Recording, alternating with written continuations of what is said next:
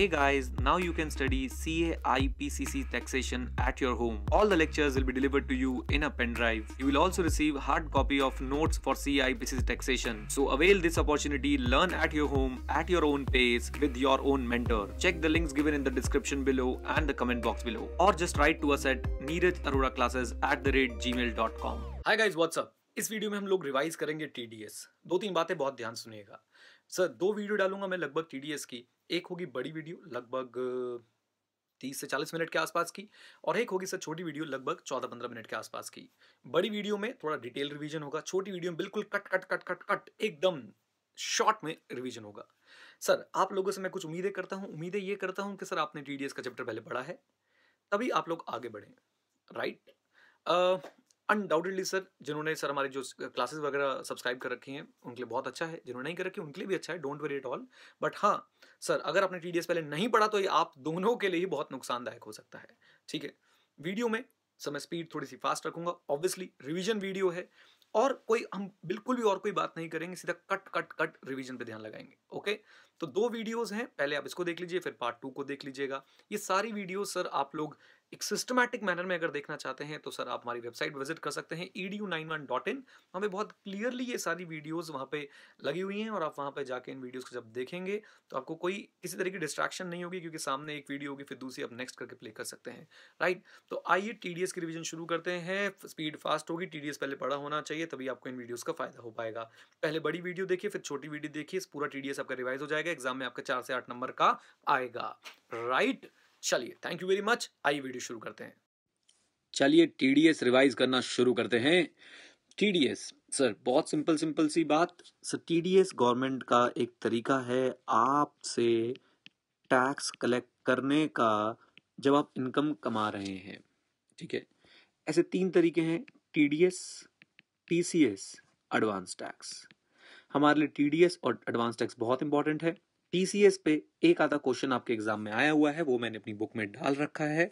Difference between TDS और TCS क्या होता है, right. So this is one. Second sir, एक होगा हमारे पास पेयर, एक होगा हमारे पास पेई। पेयर जो है वो पेमेंट करेगा, पहला काम होगा इसका पेमेंट करना, फिर इसको टीडीएस डिडक्ट करना है, टीडीएस डिपॉजिट करना है, टैन भी अप्लाई करना है, रिटर्न्स भी फाइल करनी है, और साथ साथ पेमेंट और डिडक्शन और डिपॉजिट का प्रूफ भी देना है। पेई का एक ही मेन काम है, इसको पैन कार्ड फर्निश करना है, ऑब्वियसली पेमेंट रिसीव करनी है, अपनी इनकम में ग्रॉस अमाउंट शो करना है, और फिर बाद में टीडीएस का क्रेडिट ले लेना है, ठीक है। रिवीजन वीडियो है, ध्यान रखिएगा, मैं बिल्कुल पॉइंट टू पॉइंट बातें करूंगा, नो उधर उधर की बातें, बिल्कुल सिंपल चलते जाइएगा, ठीक है। और प्लीज ये मत एक्सपेक्ट करिए कि मैं इसमें कोई कॉन्सेप्ट समझा पाऊंगा। जल्दी चलना है बच्चों, क्योंकि ये चैप्टर बच्चे छोड़ जाते हैं, इसलिए हम इसको बहुत अच्छे से यहाँ पे रिवाइज कर रहे हैं। लीजिए देन सर, अगर कोई पूछे लाइबिलिटी टू डिडक्ट टीडीएस, तो सर वो पेयर की होती है, ठीक है। सर पेयर को एक रजिस्ट्रेशन करवाना पड़ता है, जिसे हम टैन बोलते हैं, tax deduction and collection account number, okay. Sir अगर आप गवर्नमेंट को, बैंक्स को, अदर आरबीआई को, स्पेसिफाइड म्यूचुअल फंड्स को, या और स्टैट्यूटरी कॉर्पोरेशंस को आप लोग पे कर रहे हैं कुछ अमाउंट, तो आपको टीडीएस डिडक्ट करने की बिल्कुल भी जरूरत नहीं है। याद रखिएगा, टीडीएस जो है वो आपका पार्ट ऑफ इनकम होता है। आपने हमेशा, अगर आप पेई हैं, तो आपने जो अपनी इनकम दिखानी है वो ग्रॉस दिखानी है। अगर आपको 1 लाख रुपए की इनकम थी लेकिन मिले 70,000 थे, 30,000 टीडीएस डिडक्ट करके, तो आप अपनी इनकम में शो करेंगे 1 लाख। कितना शो करेंगे? 1 लाख। इस बात को याद रखेंगे, ओके। देन सर, हमें अल्टीमेटली जो पेई होगा उसे क्रेडिट लेना पड़ेगा टीडीएस का। वो अपना सारा वो अपनी पूरी टोटल इनकम निकालेगा, उस पर टैक्स निकालेगा, और फिर उस टैक्स में से बोलेगा कि मैं पहले से इतना टीडीएस जो है वो डिपॉजिट करा चुका हूं, मेरे नाम का टीडीएस डिपॉजिट हो चुका है, और फिर उसको उसका क्रेडिट मिल जाएगा, right. Proof of TDS form 16 और 16A में मिलता है। 16 जो मिलता है वो सैलरी इनकम के लिए मिलता है, 16A जो मिलता है वो अदर इनकम के लिए मिलता है। ये पेयर देगा पेई को। आजकल ऑनलाइन भी चेक हो सकता है, AS26 के नाम से अब एक फॉर्म आता है आपका, AS26 के नाम से एक स्टेटमेंट आती है, 26AS कर लो इसको। इनकम टैक्स की ऑनलाइन जो वेबसाइट है वहां पे जाके अपना अकाउंट बना के अपना टीडीएस खुद से चेक कर सकते हैं, right. Pan, permanent account number furnish करना मैंडेटरी है, ओके, अगर नहीं फर्निश किया तो सर जो हमारा पेई होगा उसका जो रेट ऑफ टीडीएस लगेगा वो उस केस में लगेगा रेट प्रिस्क्राइब्ड और 20% विच एवर इज हायर, और क्रेडिट भी अलाउ नहीं होगा, राइट। तो पैन फर्निश करना जो है वो मैंडेटरी है। Now coming to the first section जो मैं आपको पढ़ाना चाहता हूं, और वो है सेक्शन नंबर 197। सेक्शन 197 क्या बोलता है? कहता है sir no deduction of TDS, oh sorry, lower deduction of TDS, let me raise it. हाँ जी, सेक्शन 197 बोलता है कि sir lower deduction of TDS, SSC को लगता है कि उस पे जो टीडीएस का रेट है वो ज्यादा है, तो एसएससी जब एप्लीकेशन दे सकता है, एओ को एप्लीकेशन देगा, सर एओ जो है उसे सर्टिफिकेट इशू कर देगा, और वो सर्टिफिकेट हर पेयर को दिया करेगा। तो अगर पहले उसके ऊपर रेट ऑफ टीडीएस 10% था, हो सकता है वो 4% या 6% या जो भी सर्टिफिकेट दिया होगा एओ ने उसके हिसाब से हो जाए। ये सर्टिफिकेट जब मिलता है तो इसका एक पीरियड होता है, 1 साल हो सकता है, 6 महीने हो सकता है। अगर वो पीरियड कंप्लीट हो गया है तो आपको दोबारा से सर्टिफिकेट ऑब्टेन करना पड़ेगा, राइट। तो 197 deals with lower deduction, application देनी पड़ेगी एओ को, एओ अगर सेटिस्फाई है तो वो एक सर्टिफिकेट देगा इस बात का कि deduct TDS at lower rate, जब तक सर्टिफिकेट कैंसिल नहीं हो जाता। और इन सब में भी एक चीज जो बहुत जरूरी आने वाली है वो है क्या? पैन। अगर पैन फर्निश नहीं किया तो सर आपको टीडीएस जो है अगेन आपको कभी भी ये सर्टिफिकेट नहीं मिल पाएगा। फिर जो आपका टीडीएस अगर आपने पेयर को सबमिट नहीं किया तो डिडक्ट होगा सर आपका रेट प्रिस्क्राइब्ड और 20% whichever is higher, right. अब हम जो पढ़ने जा रहे हैं गाइस वो ज्यादा इंपॉर्टेंट है, उसे ध्यान से देखिएगा, और वो है हमारा सेक्शन 197A। कौन सा? 197A। सर इसके अंदर थोड़ी सी अमेंडमेंट्स भी है, मैं आपको बता देता हूँ। 197A बोलता है कि सर अगर आपका जो टैक्स है, जो आपका एस्टिमेटेड टैक्स, सॉरी, जो आपका टैक्स है ऑन एस्टिमेटेड इनकम जो आपकी है, plus income to be received मेरे साथ बोलो, income to be received under specified section है 193, 194A, और अब रिसेंटली इसके अंदर कुछ सेक्शन और ऐड हो गए हैं, 192A एंड 194I, राइट। ये दोनों पॉइंट वाले हैं जो अमेंडमेंट वाले हैं। तो 197A की अमेंडमेंट अगर मैं बोलूं तो 197A इन दोनों पॉइंट्स पे भी एप्लीकेबल है। अगेन रिवीजन वीडियो है, फिर भी एक ओवरव्यू देता हूँ। 193 deal with interest on security, 194A deal with interest other than interest on security, 192A deals with आपका प्रोविडेंट फंड वाली जो बातें थी, और 194I deals with what? Rent, ठीक है। एक सेक्शन और भी है जिसपे एप्लीकेबल है, और वो जो सेक्शन है वो डील करता है सर आपकी इंश्योरेंस से। किसे डील करता है? इंश्योरेंस से। इंश्योरेंस का जब पैसा मिलता है तो उस पे भी आजकल क्या लगता है सर? टीडीएस लगता है, और वहां पे भी आप लोग ये 197A का फायदा उठा सकते हैं, और वो सेक्शन है 194DA, payment in respect of insurance policy. तो कुल मिला के हमारा जो 197A है वो इन चार चीजों पे एप्लीकेबल होता है, 193, 194A, 194I and 194DA, right. तो ये गाइज आप लोगों ने बहुत अच्छे से याद रखनी है ये वाली बात। अच्छा, चलिए अब जरा जल्दी से देखने की कोशिश करेंगे कि सर टीडीएस में इसका क्या रेलेवेंस है। देखिए, अगर आपकी एस्टिमेटेड इनकम और इनकम टू बी रिसीव पे आप प्रूव कर देते हैं टैक्स जो है वो 0 है, तो सर आपको एक फॉर्म देना है 15G नॉर्मल लोगों के लिए, 15H सीनियर सिटीजन के लिए। आपका जो पेयर है फिर वो आपका टीडीएस डिडक्ट नहीं करेगा। तो फॉर एग्जाम्पल बैंक है, बैंक आपको इंटरेस्ट देता है, सर ये रहा एसएससी, एसएससी बैंक को एक डिक्लेरेशन दे देगा फॉर्म 15G के अंदर कि सर मेरा जो एस्टिमेटेड इनकम है और प्लस जो इनकम टू बी रिसीव्ड है, यानी जो बैंक से मुझे इंटरेस्ट मिलने वाला है, इनकम टू बी रिसीव्ड, उस पर जो मेरा टैक्स बनता है वो 0 बनता है, तो प्लीज मेरा टीडीएस डिडक्ट मत कीजिए, सर बैंक आपका टीडीएस डिडक्ट नहीं करेगा। It is as simple as that. I hope ये बात आप लोगों को समझ आती है। बोल दीजिए, बोलो हाँ जी। आई होप बच्चों से बहुत ज्यादा क्लैरिटी आप लोगों को आई। अब देखिए क्या है सर, अब ऐसे ही ये सारी बातें 5 सेक्शंस पे एप्लीकेबल हैं, ठीक है। एक बात याद रखिएगा, अगर आपकी income to be received is greater than maximum amount not chargeable to tax, income to be received, sir estimated income to be received is greater than maximum amount not chargeable tax, तो भाइयों और बहनों यहाँ पे आपका फिर जो TDS है वो डिडक्ट होगा और 197A एप्लीकेबल नहीं होगा, राइट। लेकिन फिर से एक बात, अगर आप सीनियर सिटीजन हैं, बोलिए कौन है? सीनियर सिटीजन, और आपकी income to be received is greater than maximum amount not chargeable to tax, इस केस में भी आप 197A का फायदा ले सकते हैं, अगर आप कौन है? सीनियर सिटीजन है। तो ये 197A की समरी है, जल्दी बोल देता हूँ। 197A 5 सेक्शन पे एप्लीकेबल है, 193, 194A, 192A, 194I, 194DA। 197A बोलता है अगर आपकी एस्टिमेटेड इनकम और इनकम टू बी रिसीव पे टैक्स क्या बन रहा है, 0, तो आप पेयर को एक डिक्लेरेशन दे सकते हैं 15G 15H में, एंड अकॉर्डिंगली पेयर आपका टीडीएस है वो डिडक्ट नहीं करेगा। लेकिन फिर 197 ने दूसरी बात बोलता है कि सर अगर आपका income to be received is greater than maximum amount not chargeable to tax, तो आपका टीडीएस डिडक्ट होगा, आपको 197A का बेनिफिट नहीं मिलेगा।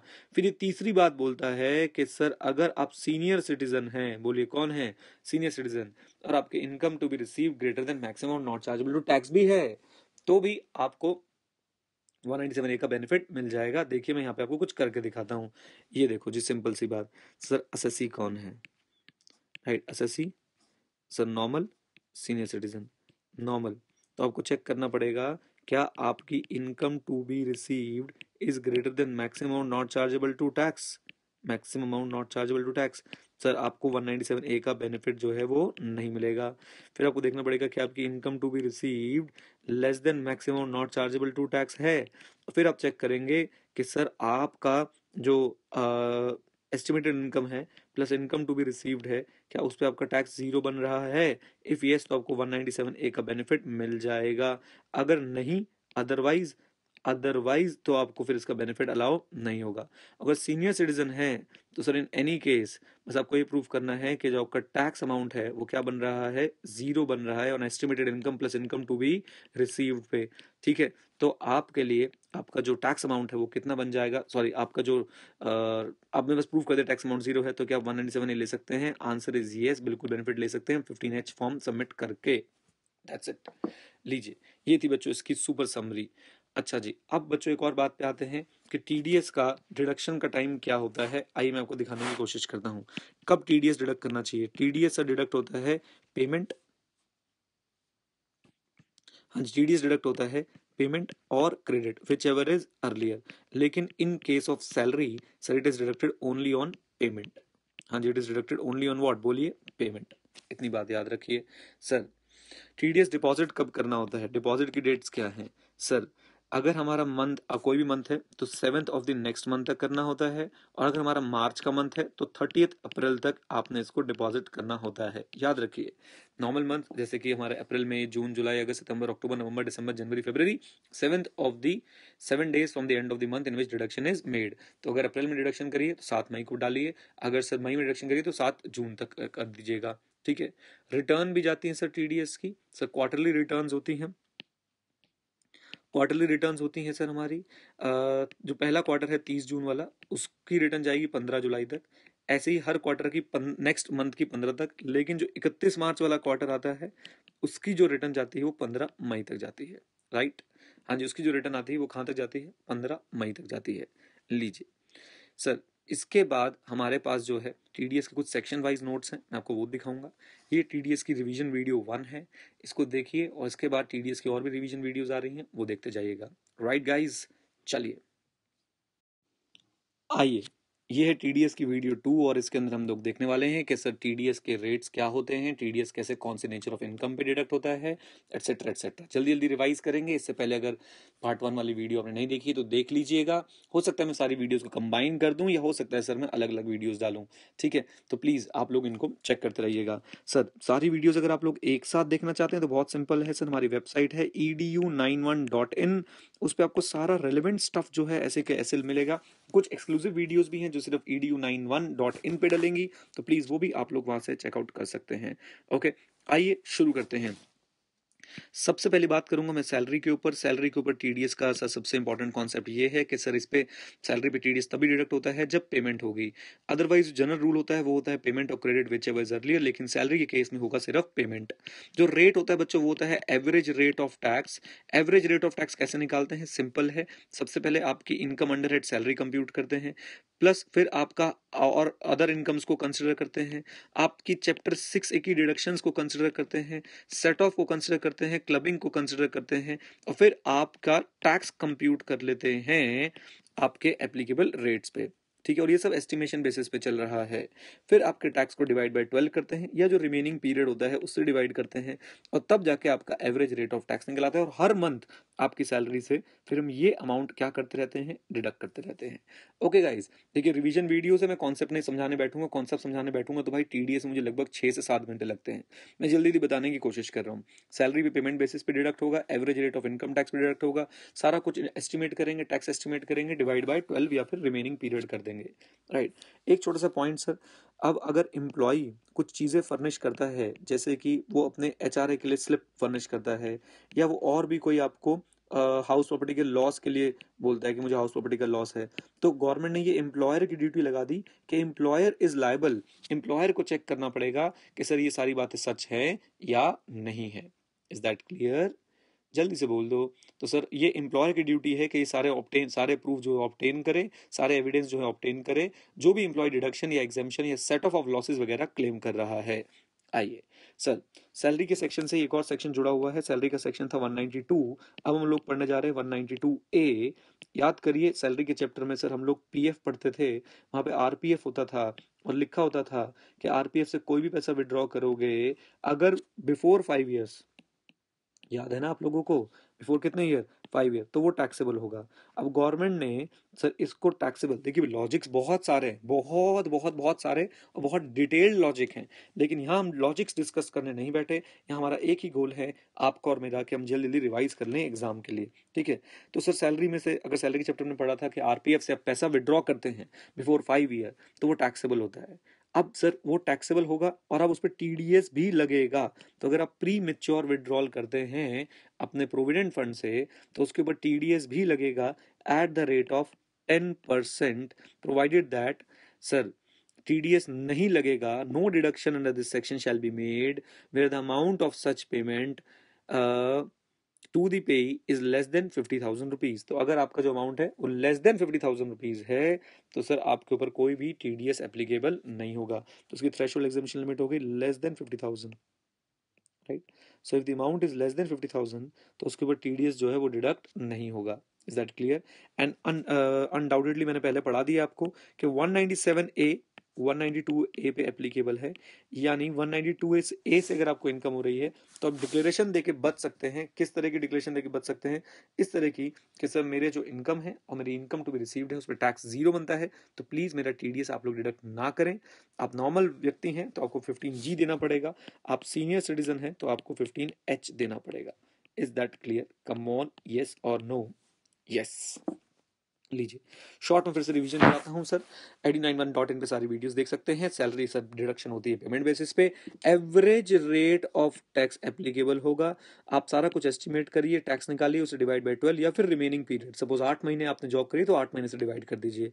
सर एम्प्लॉय की जो सारी रिसिप्ट वगैरह जो वो प्रूफ्स वगैरह दे रहा है सेट ऑफ के या और चीज़ों के, वो एम्प्लॉयर की जिम्मेवारी है उनके बारे में सारे एविडेंस ऑब्टेन करना।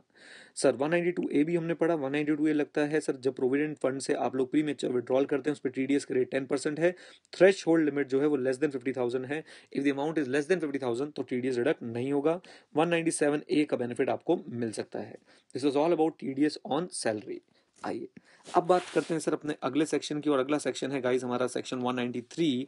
और 193 एक किससे डील कर 193 किससे डील करता है? इंटरेस्ट ऑन सिक्योरिटी से।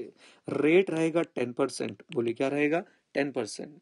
सर एक बात आपने ध्यान रखनी है सर, एक दो एक्सेप्शन है, सीजी और एसजी की अगर सिक्योरिटी है अदर देन 8% टैक्सेबल बॉन्ड, याद रखिएगा अदर देन 8% टैक्सेबल बॉन्ड्स, तो उसके ऊपर टीडीएस डिडक्ट नहीं होता है। हाँ जी, उसके ऊपर टीडीएस डिडक्ट नहीं होता है। सर इसका लॉजिक अदर सोर्सेज के चैप्टर मैंने आप लोगों को पढ़ाया हुआ है, प्लीज एक बार वहां पढ़ लीजिएगा। तो सीजी और एसजी अगर टीडीएस डिडक्ट करते हैं, अगर सीजी और एसजी का सर अपना क्या बोलते हैं, सीजी और एसजी अगर आपको कोई सिक्योरिटी देते हैं उस पर इंटरेस्ट देते हैं तो उस पर टीडीएस डिडक्ट नहीं होगा। अदर देन 8% टैक्सेबल बॉन्ड, यानी अगर 8% टैक्सेबल सिक्योरिटी है तो उस पर टीडीएस डिडक्ट होगा, राइट। दूसरी एक्सेप्शन कुछ ऐसी है, जल्दी जल्दी पढ़ाऊंगा, रेजिडेंट इंडिविजुअल और एचयूएफ, बोलिए क्या? रेजिडेंट इंडिविजुअल और एचयूएफ है, उनको डिबेंचर्स पे कौन सी कंपनी के? पब्लिक कंपनी के डिबेंचर्स पे अकाउंट पे चेक से इंटरेस्ट मिल रहा है and it does not exceed 5,000। It does not exceed what? 5,000. बेकार की बात है सर, बट फिर भी बढ़ानी पड़ेगी क्योंकि एक्सेप्शन में है। तो रेजिडेंट इंडिविजुअल एचयूएफ को डिबेंचर पे, पब्लिक कंपनी के डिबेंचर पे अकाउंट पे ही चेक से इंटरेस्ट मिल रहा है and it does not exceed what बोलिए 5000, तो उस पर भी टीडीएस डिडक्ट जो है वो नहीं होगा। ओके, लीजिए अब आते हैं सर सेक्शन नंबर 194 ए के ऊपर। जल्दी जल्दी देखते जाइए मेरे साथ। 194 ए डील करता है आपका interest other than interest on securities. ठीक है सर, रेट रहेगा इसका 10%। सर रेट क्या रहेगा इसका जल्दी बताइए। 10%। थ्रेश होल्ड एग्जामिशन लिमिट्स जो रहने वाली हैं वो बैंक्स और कोऑपरेटिव बैंक के केस में या पोस्ट ऑफिस के केस में है आपकी 10,000, यही बहुत इंपॉर्टेंट है। और सर आपकी अदर्स के केस में है 5,000। ठीक है, एक कैच याद रखिएगा सर, जब आप बैंक्स को, आरबीआई को या और किसी व्यक्ति को, गवर्नमेंट को आप किस तरीके से कोई इंटरेस्ट पे करते हैं तो उस पर टीडीएस डिडक्ट नहीं होगा। ओके, लीजिए दिस इज 194 ए। 194 ए के बाद गाइज हम लोग आगे चलते हैं। 194 ए में एक खास बात लिखिए जो एक साथ हम लोग 5 सेक्शन पे एप्लीकेबल करते हुए चलेंगे, ध्यान से सुन लीजिए। वो है आपके 5 सेक्शन 194 ए, 194 सी, 194 जे, 194 एच, 194 आई। ये जितने भी सेक्शन है इन पे हम एक पॉइंट एप्लीकेबल करने वाले हैं, और वो क्या है? वो पॉइंट तभी एप्लीकेबल होगा जब आपका जो पेई है वो इंडिविजुअल या एचयूएफ है। पेई कौन है? इंडिविजुअल या एचयूएफ।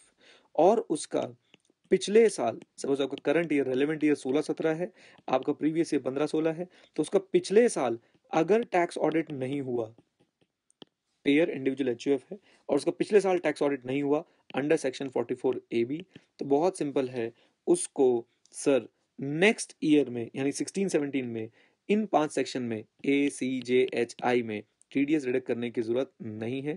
इससे आपके पीजीबी के भी कई डाउट सॉल्व हो जाएंगे, बट अभी के लिए इसको बस रट लीजिए सर कि अगर आपके सर आप इंडिविजुअल एचयूएफ हैं और सर आपका पिछले साल टैक्स ऑडिट नहीं हुआ था, तो आपको इन 5 सेक्शन में टीडीएस डिडक्ट करने की बिल्कुल भी जरूरत नहीं है। ओके, 194 ए के अंदर कुछ बातें और मैं आपको बता दूं जल्दी से, अमेंडमेंट वाली बातें हैं, ध्यान सुनिएगा। कोऑपरेटिव बैंक अगर इंटरेस्ट देता है अपने मेंबर्स को, टीडीएस डिडक्ट होगा। रेकरिंग डिपॉजिट पे भी अब टीडीएस के प्रोविजंस एप्लीकेबल हैं। सर अगर आपको इंटरेस्ट मिल रहा है on the compensation awarded bye motor accident claim tribunal, अगर आपको इंटरेस्ट मिल रहा है on the compensation awarded bye motor accident claim tribunal, और सर वो इंटरेस्ट जो है इट एक्सीड्स 50,000, किससे ऊपर जा रहा है? 50,000 से, तो आपको उसके ऊपर टीडीएस डिडक्ट होगा अंडर सेक्शन 194 ए में।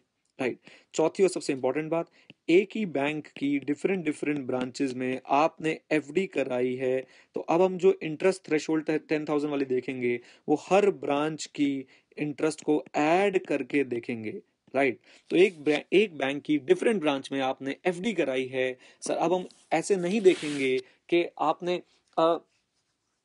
एक बैंक से कितना इंटरेस्ट, एक ब्रांच से कितना इंटरेस्ट मिल रहा है, बल्कि सारी ब्रांच के इंटरेस्ट को प्लस करके हम लोग देखने वाले हैं। राइट, टीडीएस के लिए, और अगर सारी ब्रांच का इंटरेस्ट जो है वो 10,000 से ऊपर जाता है तो उस पर टीडीएस एप्लीकेबल होगा। राइट, आइए जरा जल्दी से नेक्स्ट बच्चों, हमारे पास सेक्शन आता है 194 बी, और 194 बी में बिल्कुल क्लैरिटी के साथ, तो टीडीएस का जो थ्रेश होल्ड है वो है 10,000, और सर जो टीडीएस का रेट है वो है 30%। ये डील करता है सर आपकी कैजुअल इनकम के टीडीएस से। राइट, जल्दी जल्दी फिर आता है सर हमारे पास 194 बीबी। 194 बीबी डील करता है विनिंग फ्रॉम हॉर्स रेसेस से। टीडीएस का रेट जो है सर वो है आपका 30%। थ्रेश होल्ड एग्जामिशन जो है सर वो है आपकी 10,000। ठीक है, फिर आता है सर हमारे पास 194 सी। दोनों हाथ हवा में लहरा दीजिए और 3 बार चिल्लाइए, आएगा आएगा आएगा। वेरी इंपॉर्टेंट, ये डील करता है सर कॉन्ट्रैक्टर्स से। किसे डील करता है? कॉन्ट्रैक्टर से। सो टीडीएस का रेट जो है वो 2% है। खास बात ध्यान देने वाली ये कि अगर पेई जो है वो इंडिविजुअल या एचयूएफ है, पेई यानी जो पैसा रिसीव कर रहा है वो इंडिविजुअल और एचयूएफ है, तो टीडीएस का रेट हो जाएगा आपका 1%। ओके, अब सर अगर आपने सिंगल पेमेंट करी है कॉन्ट्रैक्टर को, तो जो उसकी थ्रेशोल्ड एग्जामिशन लिमिट है वो है 30,000 for a year. So if only single payment has been made to the contractor during the year and payment does not exceed 30,000, payment up to 30,000 है, तो आपको टीडीएस डिडक्ट करने की जरूरत नहीं है। याद रखिएगा पूरे टीडीएस के लिए, अगर थ्रेशोल्ड एग्जामिशन लिमिट से ऊपर गए, सपोज यहाँ पे सिंगल पेमेंट हुई है 35,000 रुपए की, तो आपको टीडीएस जो है वो पूरे 35,000 पे डिडक्ट करना है, ना कि 5,000 पे। बच्चे कंफ्यूज रहते हैं। ठीक है, लीजिए, तो पेमेंट टू कॉन्ट्रैक्टर 2%, अगर पेई इंडिविजुअल एचयूएफ है तो 1%। Sir threshold exemption limit single contract के लिए, सिंगल पेमेंट के लिए जो है वो है 30,000 रुपीज। आइए अब जरा एक बार और बातचीत करते हैं, और वो क्या है, मल्टीपल पेमेंट्स गई हैं, अगर क्या गई हैं, मल्टीपल पेमेंट्स, एक बार और क्या गई हैं, मल्टीपल पेमेंट्स। तो मल्टीपल पेमेंट के केस में जो आपका टीडीएस रहेगा वो आपका जो आपकी जो थ्रेशोल्ड एग्जम्पशन लिमिट रहेगी वो रहेगी कितनी, 1 लाख। ओके, टीडीएस डिडक्ट करने की बिल्कुल भी जरूरत नहीं है। Is that clear? Okay sir, GTA very important point, goods transport agency, जिसके पास पूरे साल में मैक्सिमम 10 मोटर व्हीकल थे, 10 गुड्स कैरेज व्हीकल थे, राइट, सिर्फ 10। अगर 10 से ज्यादा हुए तो ये बात एप्लीकेबल नहीं होगी। अगर 10 थे तो सर उस पर टीडीएस, उनका टीडीएस आपको डिडक्ट करने की जरूरत नहीं है, प्रोवाइड दैट वो अपना पैन फर्निश कर दें। क्या फर्निश कर दें? पैन फर्निश कर दें। और वो जो एक स्पेशल बात मैंने आप लोगों को सिखाई थी सर, वो बात आपको याद होनी चाहिए कि अगर इंडिविजुअल एचयूएफ पेयर है और पिछले साल जो है इनका ऑडिट नहीं हुआ था, तो इस सेक्शन में भी इनको टीडीएस डिडक्ट करने की जरूरत नहीं है। ये बात 5 सेक्शन पे एप्लीकेबल है, ए सी जे एच आई, अभी हम लोग पढ़ रहे हैं सी, राइट। एक खास बात और ध्यान रखिएगा, अगर इंडिविजुअल पेमेंट कर रहा है कॉन्ट्रैक्टर को, सपोज कारपेंटर को, फॉर पर्सनल पर्पज, उसने अपने घर का बेड बनवाया, अलमीरा बनवाई, तो भी टीडीएस के प्रोविजन एप्लीकेबल नहीं होंगे। Is that clear? हाँ जी, तो भी टीडीएस के प्रोविजन एप्लीकेबल जो है वो नहीं होंगे। इस बात को आप लोगों ने याद रखना है। यहाँ पे गाइस छोटी सी एक और कैच है, पीएम के अंदर एक क्वेश्चन दे रखा है आपका, ध्यान से देखिएगा जो मैं बोलने जा रहा हूँ sir, very very very very very important, please please please for God से इसे ध्यान से देखिएगा। एक्स ने आपसे आके एक शर्ट खरीदी, सर ये सेल है, इस पे टीडीएस एप्लीकेबल नहीं होगा। एक्स ने आपसे आके एक शर्ट स्टिच करवाई, अगर वो लिमिट से बाहर जा रही है पेमेंट तो सर इस पे टीडीएस एप्लीकेबल होगा, राइट। एक्स ने आपको पहले क्लॉथ सेल किया और फिर आपसे शर्ट जो है वो स्टिच करवाई, सर ये भी वर्क है, इस पे टीडीएस डिडक्ट होगा। अब अगर सर ये जो टेलर है वो स्टिचिंग का बिल अलग से देता है, हाँ जी स्टिचिंग का बिल अलग से देता है, तो सर स्टिचिंग के बिल पे क्या लग जाएगा, टीडीएस का अमाउंट। लेकिन टेलर थोड़ा सा चतुर निकलता है और टेलर इसको सेल का फॉर्म देना चाहता है, ध्यान से सुन लीजिएगा, एक ही बार बोलूंगा, टेलर इसको सेल का फॉर्म देना चाहता है। टेलर अब आपको सेल कर रहा है, कह रहा है जी क्लोथ प्लस स्टिचिंग दोनों चीजें मैं आपको दे रहा हूं और सेल का फॉर्म से वो टीडीएस बचाना चाहता है। नहीं सर, गवर्नमेंट बहुत चालू है, अगर उसने ऐसा किया कि उसे सेल का फॉर्म दिया तो होल अमाउंट पे, पूरे के पूरे अमाउंट पे क्या डिडक्ट हो जाएगा, टीडीएस डिडक्ट हो जाएगा। हाँ जी, होल अमाउंट पे क्या डिडक्ट हो जाएगा, टीडीएस। ओके, अगर उसने बिलिंग एक साथ ही करी, फॉर एग्जाम्पल सर आपने बिल बना के दिया उसे 70 लाख रुपए का, जिसमें सर आपके लिए रॉ मटेरियल जो उसने आपको बेचा था वो भी रिकवर कर लिया आपने एक तरीके से सेल करके, और साथ साथ आपने सर मान लेते हैं वो 50 लाख का था और आपने 20 लाख स्टिचिंग के चार्ज किए और आपने इनको अलग अलग नहीं दिखाया, तो भाइयों पूरे 70 लाख पे टीडीएस डिडक्ट हो जाएगा। और अगर अलग अलग दिखाया तो सिर्फ 20 लाख पे टीडीएस डिडक्ट होगा। I know it's a bit technical, but sir मेरी मजबूरी है, रिवीजन करा रहा हूं तो फास्ट फास्ट जल्दी आपको पढ़ाना पड़ेगा। शर्ट खरीदी sale, no TDS. Shirt stitch कराई सर सर्विस वर्क, टीडीएस लगेगा। सर क्लॉथ भी दिया और स्टिचिंग भी कराई, क्लॉथ के लिए उसने कुछ चार्ज नहीं किया, सिर्फ स्टिचिंग के चार्ज लिए, तो टीडीएस लगेगा। अब सर पहले आपने उसको क्लॉथ दिया, खरीदा उसने आपसे और फिर वो आपको क्लॉथ बेच रहा है, तो भाई और अगर उसने बिलिंग अलग अलग नहीं करी तो पूरे अमाउंट पे टीडीएस कट जाएगा। बिलिंग अलग अलग करी तो सिर्फ और सिर्फ जो स्टिचिंग का अमाउंट है उसके ऊपर ही टीडीएस डिडक्ट होगा, राइट। आई होप ये बात आपको समझ आती है, इससे रिलेटेड एक पीएम के अंदर क्वेश्चन भी है। अगला सेक्शन गाइज है 194D। 194D पे सर टीडीएस का रेट है 5%, ये डील करता है इंश्योरेंस कमीशन से, थ्रेशोल्ड एग्जम्पशन लिमिट है 15,000। चलिए नेक्स्ट सेक्शन जो हमारे पास आता है सर वो है 194E। 194E डील करता है payment to non resident sportsman और स्पोर्ट्स एसोसिएशन, ठीक है सर। इसके जो टीडीएस का रेट है 20%, कोई सर इसके अंदर आपको थ्रेशोल्ड एग्जम्पशन लिमिट पढ़ने की जरूरत नहीं है। देन आता है सर 194G जो डील करता है आपका लॉटरी टिकट्स की कमीशन से। कंफ्यूज मत होइएगा, लॉटरी पे टीडीएस अलग है और लॉटरी टिकट की कमीशन पे टीडीएस जो है वो अलग है। सर रेट रहेगा यहाँ पे 5%, थ्रेशोल्ड एग्जम्पशन लिमिट रहेगी 15,000।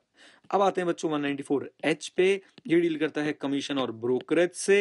रेट रहेगा सर यहाँ पे आपका 5% और जो लिमिट रहेगी सर वो आपकी वो रहेगी 15,000 रुपए। सर स्पेशल सेक्शन यहाँ पे, स्पेशल पॉइंट यहाँ पे एप्लीकेबल होगा क्योंकि वो 4-5 सेक्शन पे एप्लीकेबल था, A C J H I, अभी हम पढ़ रहे हैं H, A O C हम लोग पढ़ चुके हैं, राइट। 194I बच्चों, वेरी इंपॉर्टेंट सेक्शन, हाथ हवा में लहरा लीजिए और 4 बार बोलिए आएगा आएगा आएगा आएगा आएगा आएगा। लीजिए मैंने 6 बार बोल दिया। सर ये डील करता है रेंट से। रेंट हो सकता है आपका इमूवेबल प्रॉपर्टी का, या फिर सर आपका हो सकता है प्लांट मशीनरी एटसेट्रा का। रेट है 2%, रेट है 10%, राइट। एक बात आपने याद रखनी है, दोनों के लिए ही थ्रेशोल्ड एग्जम्पशन लिमिट है 1,80,000। तो सर अगर आपका एक व्यक्ति से याद रखिएगा रेंट एग्रीमेंट है और वो आपको रेंट सर 1,80 से ऊपर दे रहा है, तो वो व्यक्ति आपका टीडीएस भी डिडक्ट करेगा, जरूर जरूर जरूर। ओके, एक बात यहाँ पे और ध्यान देने वाली है, और वो ये है गाइस कि यहाँ पे अगेन वो स्पेशल पॉइंट एप्लीकेबल है, वही वाला, अगर आप इंडिविजुअल एचयूएफ हैं और आपका पिछले साल टैक्स ऑडिट नहीं हुआ है तो आपको इस सेक्शन में आपको टीडीएस डिडक्ट नहीं करने का है, राइट। लीजिए सर, अब यहाँ पे एक आपने नया पॉइंट देखना है जो मैंने बताया भी था आपको कि सर 15G और 15H अब इस पॉइंट पे भी एप्लीकेबल हैं। 15G और 15H इस पॉइंट पे एप्लीकेबल है, मतलब सर 197A एप्लीकेबल है। अब अगर आप चाहें, आप पेई हैं, तो आप पेयर को एक डिक्लेरेशन दे सकते हैं 15G और 15H में, ये बताते हुए कि मेरा एस्टिमेटेड इनकम और इनकम टू बी रिसीव पे टैक्स बनेगा 0, तो प्लीज मेरा टीडीएस डिडक्ट मत कीजिए, राइट। एक बात गाइज मैं आपको यहाँ पे समझाना चाहूंगा, फिर से समझा रहा हूं कि अगर आपकी थ्रेशोल्ड एग्जम्पशन लिमिट 1,80 है और आपको किराया 2.5 लाख रुपए का मिल रहा है, तो जो टीडीएस डिडक्ट होगा वो 2.5 लाख पे होगा। बाई चांस आपका सर 10 लाख का आपको रेंट मिलता है और उसमें मान लेते हैं 1.5 लाख का सर्विस टैक्स भी है, तो टोटल बिलिंग जो है आपने करी 11,50,000 की, लेकिन सामने वाला व्यक्ति जो है आपका टीडीएस सिर्फ 10 लाख पे डिडक्ट करेगा, सर्विस टैक्स के अमाउंट पे वो टीडीएस डिडक्ट नहीं करेगा, राइट। ये है 194I। सर अब हम चलते हैं एक और इंपॉर्टेंट सेक्शन पे, दोनों हाथ हवा में लहरा दीजिए और बोलिए आएगा आएगा आएगा, वो है सेक्शन 194J।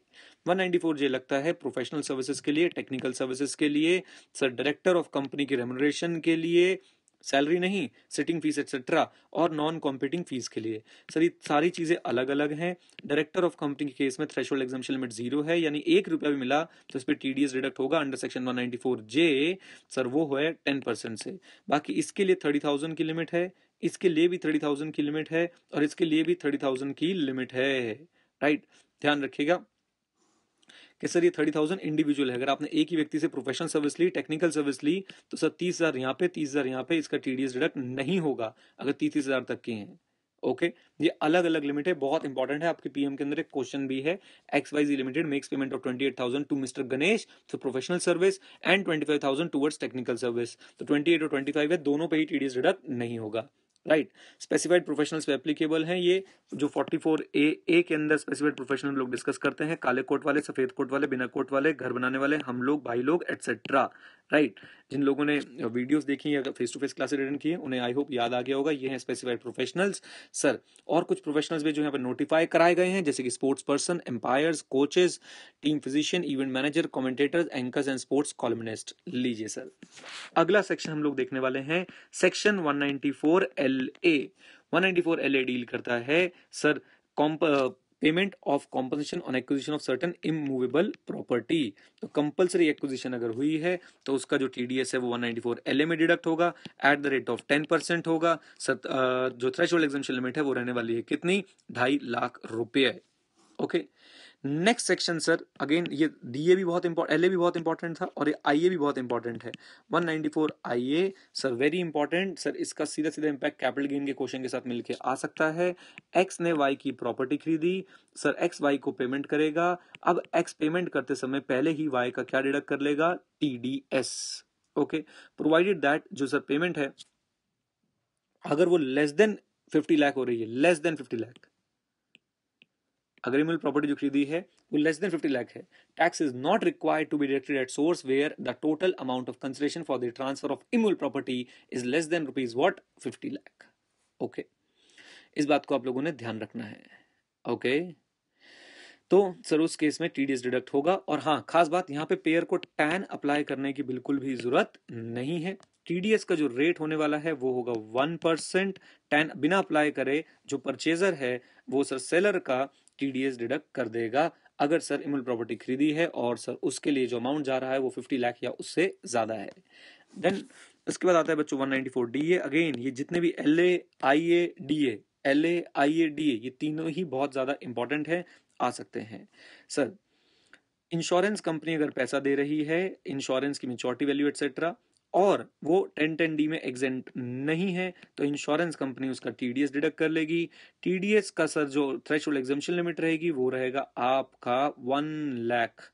हाँ जी, तो अगर 1 लाख तक अगर सब पेमेंट हो रही है तो टीडीएस डिडक्ट करने की कोई भी जरूरत नहीं है। रेट ऑफ टीडीएस रहेगा 1%। ये था गाइस 194DA। क्या था? 194DA।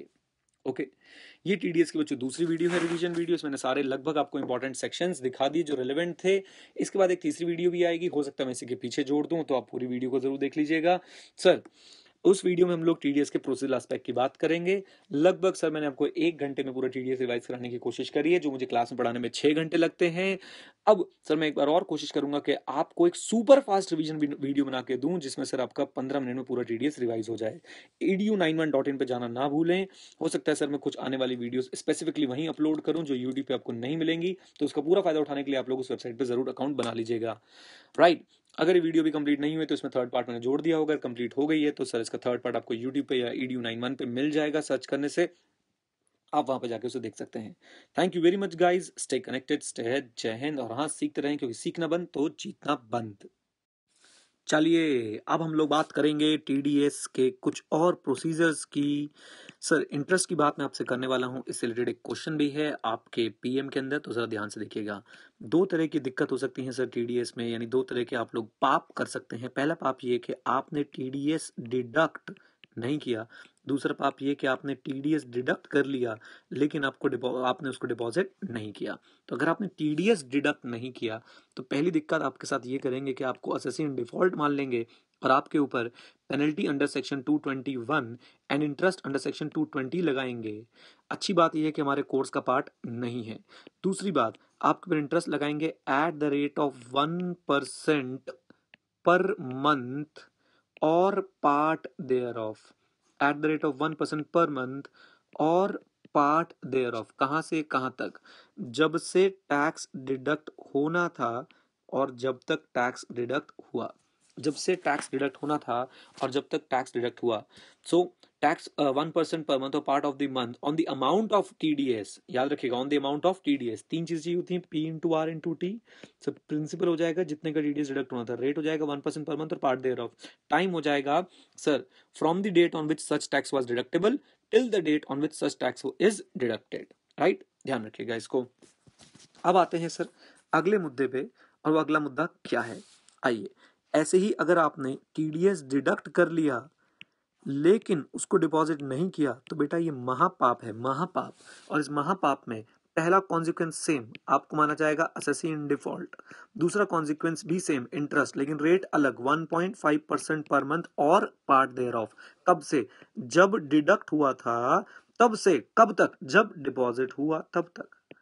कब से? जब डिडक्ट हुआ था कब तक? जब डिपॉजिट हुआ तब तक। Right, so he shall be deemed to be an assessee in default. The assessee shall be deemed to be an assessee in default and will be liable to pay interest at the rate of 1.5% for every month or part of the month on the amount of tax from the date, याद रखिएगा, from the date on which such tax was deducted to the date on which such tax is actually paid.